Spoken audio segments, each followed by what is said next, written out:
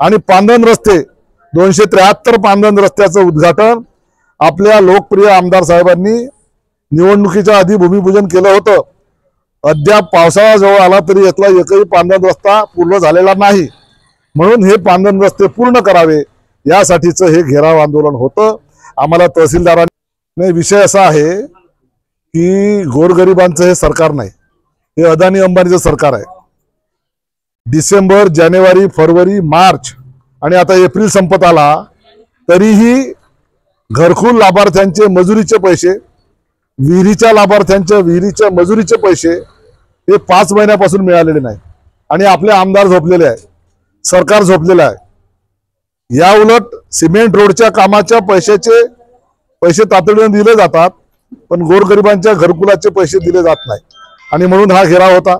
दुसरी सर्वात महत्त्वाची गोष्ट, संजय गांधी श्रावणबाळच्या लाभार्थ्यांचे पैसे सुद्धा गेल्या 5 महिन्यापासून नाही।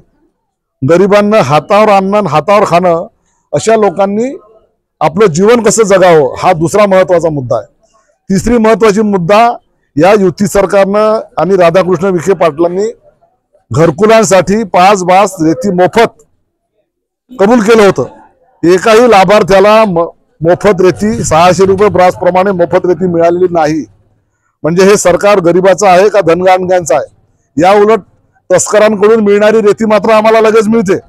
9,000 10,000 रुपये ट्रॅक्टर प्रमाणे, 25,000 रुपये ट्रक प्रमाणे रेती लगेच मिळते, पण गरिबांना रेती मिळत नाही, ही वस्तुस्थिती आहे।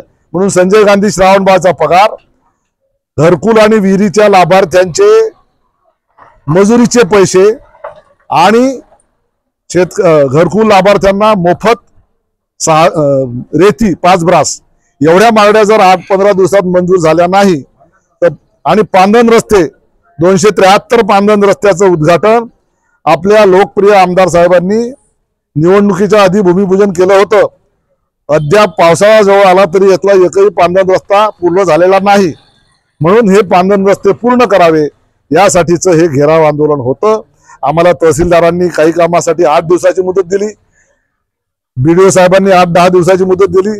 जर 15 दिवसात हे कामं मार्गी लागली नाहीत तर 15 तारखेपासून याच तहसीलमध्ये आम्ही मधात बसून लाभार्थ्यांसह, लाभार्थी आले तर ठीक, नाही आले तर काही आम्ही आंदोलन करणार नाही, कारण गरज लाभार्थ्यांची आहे। लाभार्थ्यांसह इथंच ठिय्या आंदोलन करू, इथंच खिचडीचा गंज आणि इथंच सगळा कार्यक्रम करू, एवढीच सूचना आम्ही तहसीलदारांना अल्टिमेटम दिलेला आहे।